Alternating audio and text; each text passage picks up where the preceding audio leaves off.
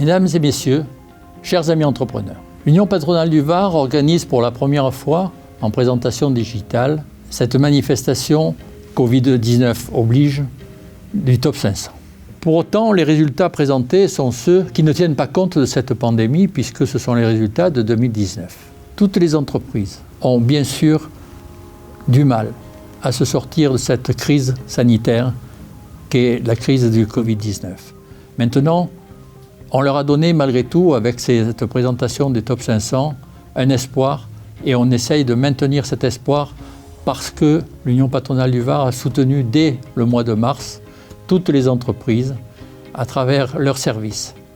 Je voudrais pour cette édition remercier tous les partenaires qui se sont mobilisés pour cette 9e édition, à la tête duquel la Chambre de commerce et d'industrie du Var, bien sûr, était présente. Et je dois remercier toutes les équipes de l'UPV et je souhaite à tous un bon Top 500. Chers amis entrepreneurs, mesdames, messieurs, c'est une première que nous organisons aujourd'hui de présenter le Top 500 100% digital. Mais si nous avons tenu à conserver cette présentation de cette 9e édition, c'est que l'UPV plus que jamais se mobilise pour la promotion des entreprises. Au plus, le contexte économique est touché par cette crise sanitaire du Covid. Au plus, nous devons être présents pour soutenir les entreprises varoises. C'est aussi la volonté d'afficher de l'optimisme, de l'ambition et de ne pas céder au désarroi. Très conscients de la réalité économique et des difficultés des entreprises pour lesquelles nous ne cessons d'être à l'écoute et en soutien, nous voulions démontrer par cet événement que les entreprises varoises, par leurs résultats, leur qualité, sont le moteur de l'économie locale et de l'emploi. Ne laissons pas tomber les entreprises, car c'est par elles que nous sortirons de la crise. Mes sincères félicitations à toutes celles classées au Top 500 et à toutes les autres qui, au quotidien, se battent pour progresser et survivre. Une mention particulière aux lauréats de cette année pour leur qualité et leur réussite. Je remercie également tous les partenaires et l'équipe qui ont contribué à cette originale manifestation et à cette magnifique édition. Bravo à tous et vive l'entreprise. Bonsoir.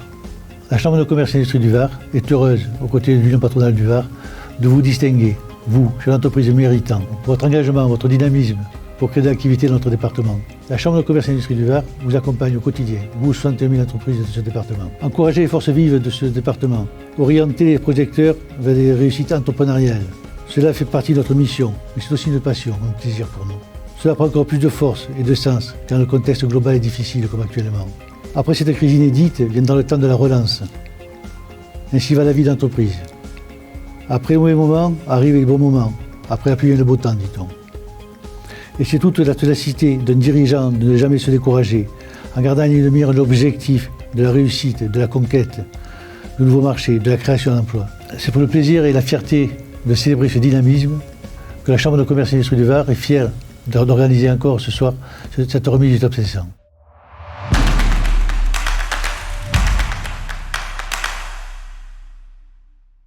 Cette année, je remets le trophée du Top 500 à l'entreprise Bonifay. L'entreprise Bonifay qui est une très vieille entreprise varoise puisqu'elle a débuté en 1946 et donc ça fait plus de 70 ans que l'entreprise existe et qu'elle se perpétue de génération en génération. Bravo à l'entreprise Bonifay et je la félicite pour ce trophée du Top 500.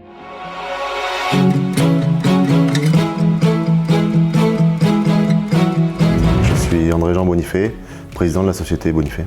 C'est une entreprise à la base de négociants en matériaux de construction qui a au fur et à mesure des années évolué en tant qu'industriel, transporteur, carrier et récemment dans le traitement des déchets du bâtiment. L'histoire commence en 1946 avec la création de la société par mes grands-parents. Aujourd'hui, ce sont les 5 petits-enfants qui dirigent la société, le groupe Bonifay.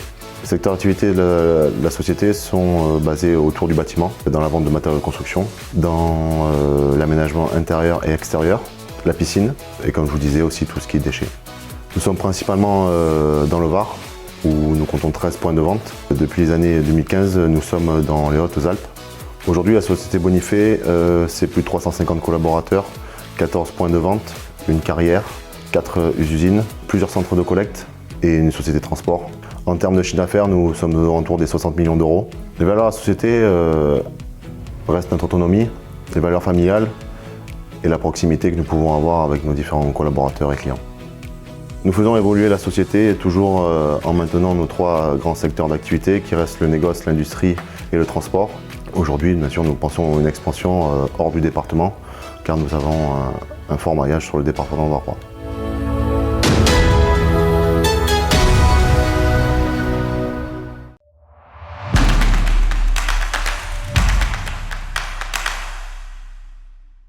Je remets le trophée Top Challenger à la société Créamania et à son dirigeant Arnaud Rasquin, agence de communication qui va souffler sa 20e bougie l'année prochaine et qui a ouvert récemment une antenne à Fréjus.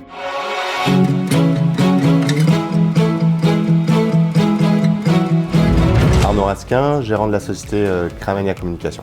Alors Créamania, c'est une agence de communication 360, de la création graphique en passant par la stratégie de communication, tout en développant le print, l'enseigne et le développement d'objets publicitaires pour l'entreprise.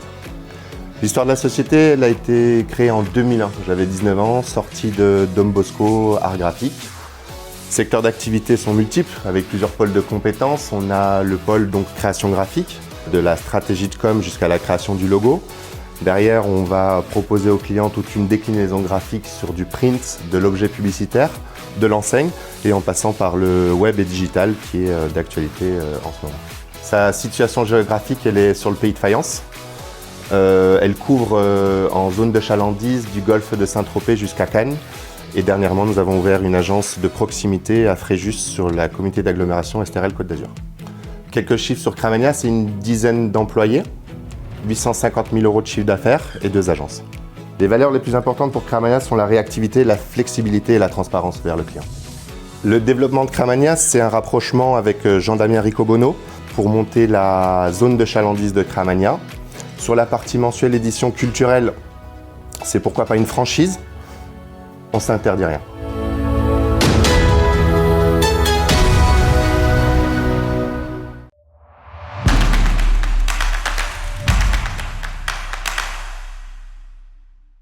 Le lauréat du classement Gazelle, chiffre d'affaires constant depuis 3 ans, est attribué à la société Nao, dont son dirigeant est Guillaume Pellereau.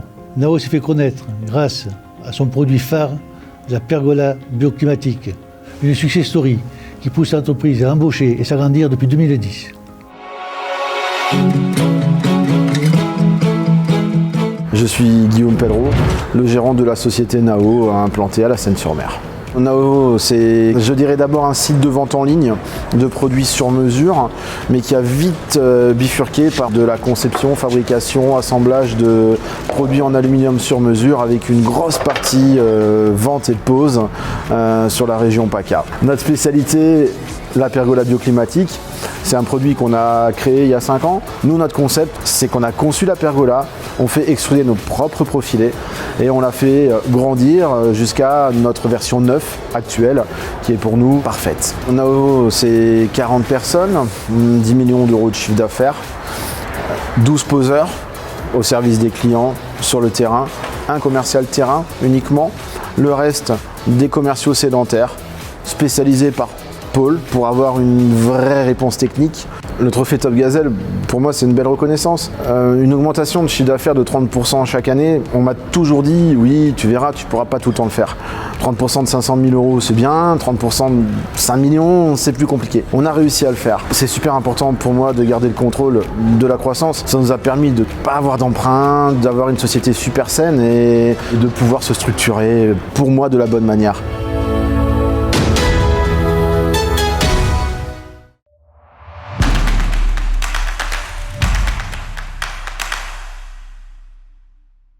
Je suis franchement heureux de remettre ce trophée de la meilleure progression de chiffre d'affaires 2019 à Patrick Farvac, président du comptoir général maritime varois. La CGMV, comme on l'appelle, est un poids lourd de la logistique portuaire, un acteur incontournable de notre zone de Brégaillon.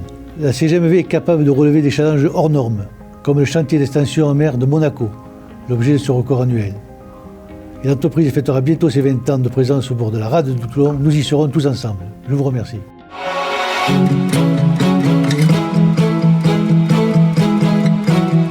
Bonjour, je suis suis Patrick Farvac, président de la société CGMV. Nous opérons sur le port de Toulon, qui est géré par la Chambre de commerce et d'industrie du Var, où nous opérons depuis 1985. Alors, nos clients, ce sont des industriels, des armateurs, des logisticiens, des entreprises du TP, du BTP. Nos moyens matériels pour le chargement et le déchargement des bateaux, c'est la grue portuaire de la Chambre de commerce. C'est aussi 40 machines de manutention pour les manutentions à quai. Pour réaliser nos opérations, nous appuyons sur le savoir-faire de nos équipes. Nous pouvons réaliser pour le compte de nos clients des activités très différentes qui vont de la manutention technique aux interventions beaucoup plus importantes, comme dans le cadre du chantier de Monaco, où nous avons manutentionné 800 000 tonnes sur 9 mois, des cadences de chargement qui pouvaient aller jusqu'à 1000 tonnes/heure. En 2019, nous avons traité 250 escales de bateaux, ce qui a représenté un mouvement de 2 millions de tonnes, toute activité confondue.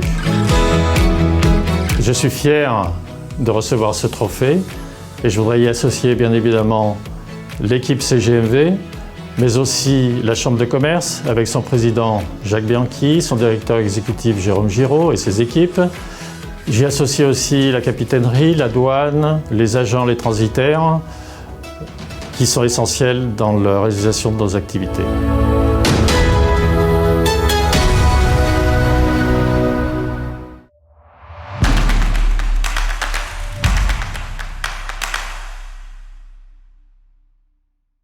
Le coup de cœur de l'UPV est remis cette année à 2 casinos du groupe Viking, un à Sanary-sur-Mer et l'autre à Fréjus.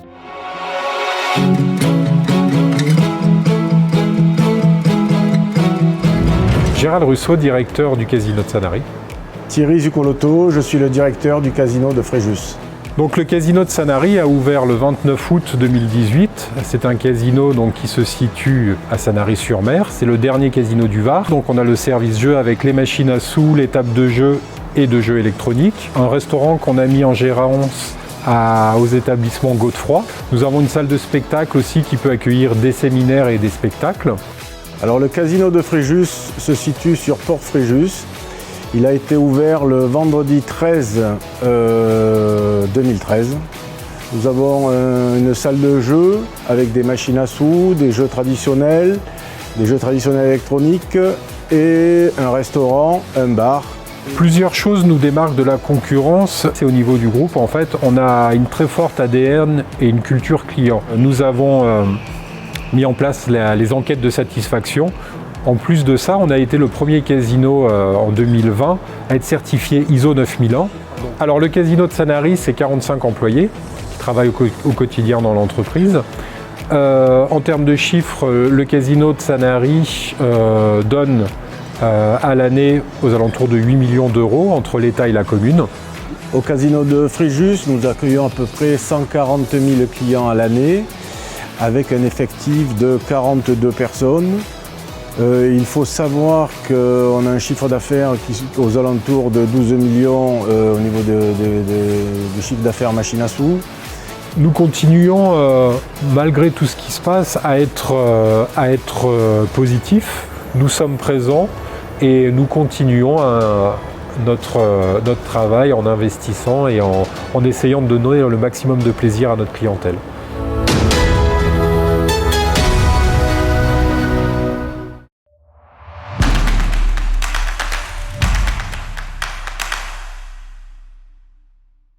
En partenariat avec la Chambre de commerce du Var et la région Sud, au nom de l'UPV, je remets le trophée RSE 2020 à Soleil du Sud et à son dirigeant Joël Ross, société dédiée à la production électrique photovoltaïque en toiture dans le Var, intégrant à toutes les étapes une démarche conforme avec un développement durable.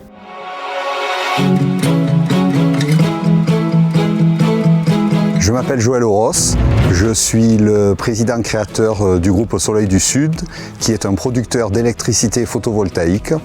On est installé à Roquebaron, au sud de Brignoles, depuis 2009 et on développe des centrales photovoltaïques exclusivement dans le Var et particulièrement sur des grandes toitures. Alors Soleil du Sud, aujourd'hui, c'est 17 collaborateurs. Pour l'exercice 2020, nous avons fait 8,5 millions de chiffre d'affaires. On a installé cette année environ 3,5 MW de centrales photovoltaïques, ce qui représente à peu près 20 000 m², 2 hectares de toit. Alors le trophée RSE, c'est la reconnaissance de ce que j'ai mis en place depuis la création chez Soleil du Sud, où en fait quand j'ai créé mon groupe, j'ai voulu le créer pour qu'il soit résilient. Alors le potager de Soleil du Sud, c'est une brillante idée de Laurence Berlemont, du cabinet d'agronomie provençal, qui un jour a eu l'idée de dire comment on pourrait faire pour que les maraîchers travaillent dans des conditions plus satisfaisantes pour l'humain. Donc on a créé une société qui s'appelle le potager de Soleil du Sud, avec un potager en permaculture et en bac de 600 m². Et le maraîcher de Soleil du Sud, sa mission dans le groupe, c'est de nourrir les collaborateurs du groupe. Donc toutes les semaines, le vendredi, il amène à l'entreprise des paniers que les gens ont réservés à l'avance pour leur alimentation personnelle.